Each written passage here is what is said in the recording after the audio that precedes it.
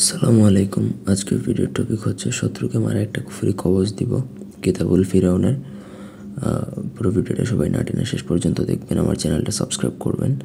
আপনারা যদি আমাদের থেকে এই বই নিতে চান, বইও নিতে পারবেন, পিডিএফ বা হার্ড কপি।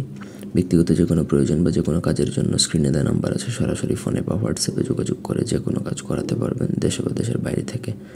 দুইটা নকশাই কানেক্টেড, একটার সাথে আরেকটা লাগিয়ে লিখতে হবে।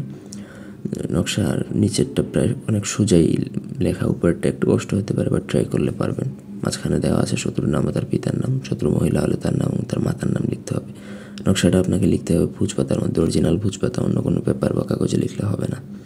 নকশা লিখতে হবে হচ্ছে আপনাকে কস্তুরীর কালি দ্বারা, কস্তুরীর কালির সাথে নিম পাতার রস মিশিয়ে লিখবেন, অথবা ছাগলের বিষটা মিশিয়ে লিখতে পারবেন, অসুবিধা নেই। লিখলে তারপরে জাগ্রত হবে, অন্যথায় এটা দ্বারা কাজ করলে কাজ হবে না। এটা শনি বা মঙ্গলবার দিন সব থেকে ভালো হয় অমাবস্যায় কাজ করলে, অন্য কোনো দিন কাজ করলে কাজ হবে না। আর যদি শনি বা মঙ্গলবার পারেন তাহলে ওই দিনে করতে পারেন, আর সব থেকে বেটার হয় অমাবস্যা করলে। তো নকশা লেখা শেষ হয়ে গেলে আপনাকে নাম সহকারে লিখলেন, তারপর ওই নকশাটা আপনাকে মাদুলিতে ভরবেন। মাদুলিতে ভরে মুখ ভালো করে বন্ধ করে দিয়ে আপনাকে সেটা শ্মশানে যেয়ে দাফন করে দিয়ে আসতে হবে। আপনার আশেপাশে যদি শ্মশান না থাকে তাহলে পুরাতন কোনো কবরস্থানেও দাফন করতে পারেন।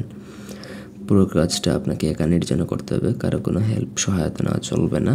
কমপ্লিট প্রসেস আপনার নিজের একাই করতে হবে, তবেই আপনি সাকসেসফুল হবেন। এটা 72 ঘন্টার মধ্যে কাজ করবে। এই ছিল আজকের ভিডিও। ধন্যবাদ।